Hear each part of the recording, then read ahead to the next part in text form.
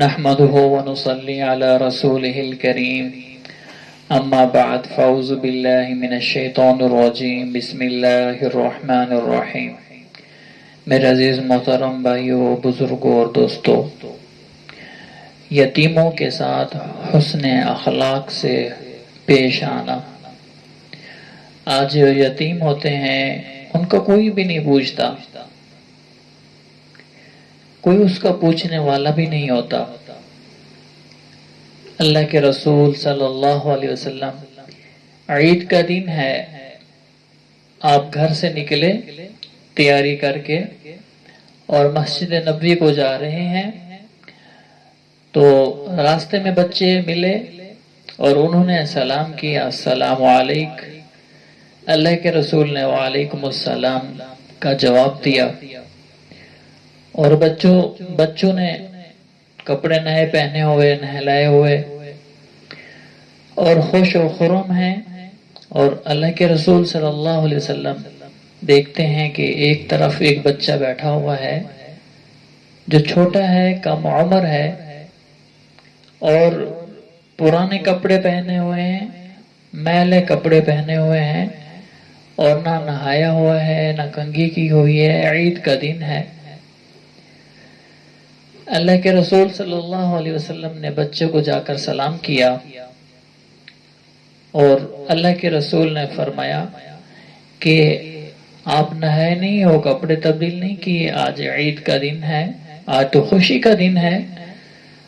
تو بچہ رونے لگ گیا اور کہا، یا رسول اللہ، نہ میری ماں ہے جو مجھے نہلاتی، نہ میرا باپ ہے جو مجھے کپڑے پہناتا، کپڑے لا کے دیتا، میں تو یتیم ہوں۔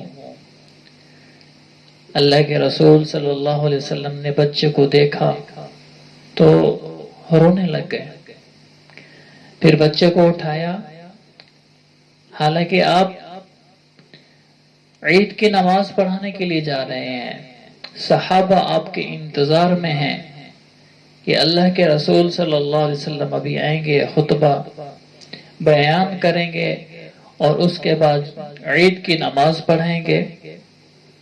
اللہ کے رسول صلی اللہ علیہ وسلم گھر واپس گئے اور امی عائشہ رضی اللہ تعالی عنہ کو فرمایا، اے حمیرہ، آپ پیار محبت سے انہیں حمیرہ پکارا کرتے تھے، یا عائش کے نام سے پکارا کرتے تھے۔ آپ کا نام عائشہ تھا تو آپ کو عائش کے نام سے پکارا کرتے تھے محبت کی وجہ سے۔ فرمایا، اے حمیرہ، اس بچے کو نہلاؤ اور ان کے بالوں پر کنگھا کرو اور تیل لگاؤ اور خوشبو لگاؤ۔ امی عائشہ رضی اللہ تعالی عنہ نے ان کو نہلایا اور تیل لگایا، خوشبو لگائی، کنگھا کیا، اور اللہ کے رسول صلی اللہ علیہ وسلم نے اپنے چادر کو 2 ٹکڑوں میں تقسیم کیا، ایک ٹکڑے سے ان کا ازار بنایا، دوسرے ٹکڑا ان کے اوپر چڑھایا تاکہ یہ سوٹ کا انتظام ہو جائے۔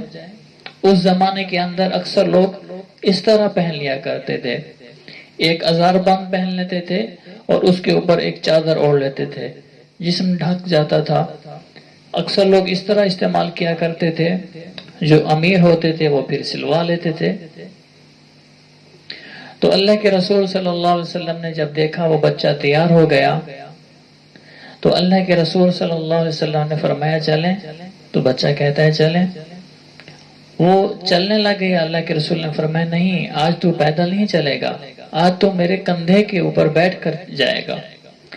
اللہ کے رسول صلی اللہ علیہ وسلم نیچے جھک گئے۔ کون؟ اللہ کا رسول، تمام نبیوں کا سردار، سید المرسلین، سید الانبیاء۔ اللہ فرماتے ہیں، اے حبیب، میں اگر تجھے نہ بناتا تو کائنات کو نہ بناتا۔ وہ اللہ کا رسول، وہ نبی جھک گئے اور بچے کو کندھے پر بٹھایا، اور بٹھا کر آپ صلی اللہ علیہ وسلم مسجد کی طرف چلے۔ راستے میں جب بچوں نے دیکھا، کہا، او ہو، اتنا بڑا اعزاز کہ اللہ کے رسول کی سواری مل گئی، کاش ہم یتیم ہوتے اور یہ اس طرح کا حسن سلوک اور اللہ کے رسول صلی اللہ علیہ وسلم کی سواری کاش ہمیں میسر ہو جاتی. تو اللہ کے رسول صلی اللہ علیہ وسلم مسجد میں تشریف لے آئے اور ان کو اتارا اور اپنے ساتھ لے گئے، اور اللہ کے رسول صلی اللہ علیہ وسلم منبر پر بیٹھے اور بچہ سامنے صف پر بیٹھا. اللہ کے رسول نے فرمایا نہیں، آج تو میرے ساتھ منبر پر بیٹھے گا. اللہ کے رسول صلی اللہ علیہ وسلم منبر پر بیٹھے اور ساتھ میں بچے کو بٹھا لیا، اور اللہ کے رسول صلی اللہ علیہ وسلم نے بیان شروع کیا، خطبہ شروع کیا، پھر نماز پڑھی. تو میرے عزیزو، یتیموں کا خیال رکھیں.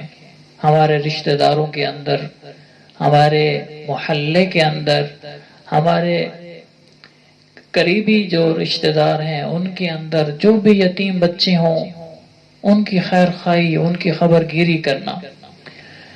اللہ کے رسول نے فرمایا کہ جب یتیم روتا ہے تو اللہ کا عرش کانپنے لگ جاتا ہے، ہلنے لگ جاتا ہے.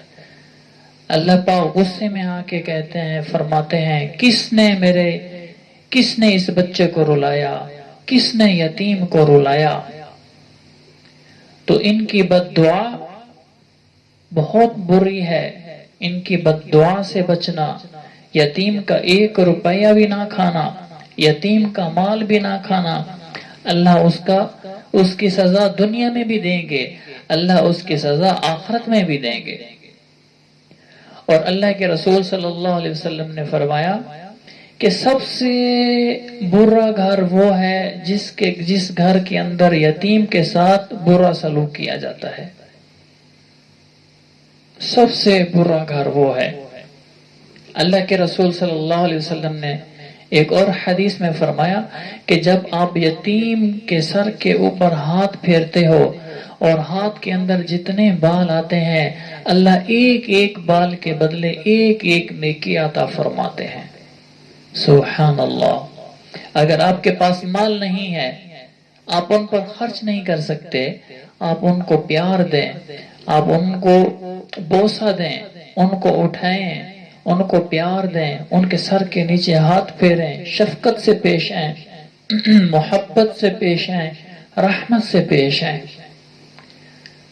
دیکھنے میں آتا ہے کہ لوگ اگر کوئی کسی عورت کا شوہر فوت ہو جاتا ہے تو اس کے جو دیور ہوتے ہیں تو لوگوں کو دکھانے کے لیے اس پر خرچ کرتے ہیں، خیرات کر دی، کل خانی کر دی، لوگوں کو دکھانے کے لیے. جب لوگ آئے اور کھا کر چلے گئے تو پھر ان بچوں کو کوئی پوچھنے والا نہیں ہوتا، نہ ان کا چچو پوچھنے والا ہوتا ہے، نہ ان کا ماموں پوچھنے والا ہوتا ہے، نہ کوئی اور قریبی رشتہ دار پوچھنے والا ہوتا ہے. جو پیسے آپ نے کلخانی پر لگائے تھے، اگر وہی پیسے 5-6 لاکھ 10 لاکھ اگر وہ آپ اس کی ماں کو دے دیتے تو کتنے مہینے تک ان کا گھر کا خرچہ چلتا. تو میرے عزیزو، ایسی نیکی کریں کہ کسی کو پتہ بھی نہ چلے، اللہ کی رضا کے لیے کریں.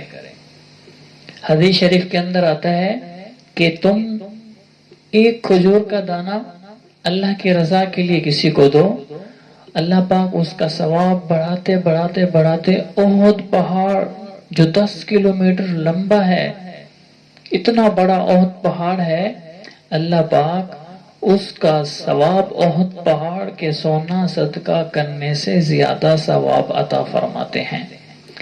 اور اس کے برخلاف اللہ کے رسول نے فرمایا کہ ایک شخص کے پاس احد پہاڑ سونے کا ہو اور وہ خرچ کرے اس نیت سے کہ میری شہرت ہو، لوگ واہ واہ کہیں، کہ لوگ سخی کہیں کہ اس نے احد پہاڑ سونے کا صدقہ کیا ہے، اللہ پاک کل قیامت والے دن یہی احد کا پہاڑ اس کی جہنم میں جانے کا ذریعہ بنے گا. کیوں؟ اس میں اخلاص نہیں تھا، اللہ کی رضا نہیں تھی.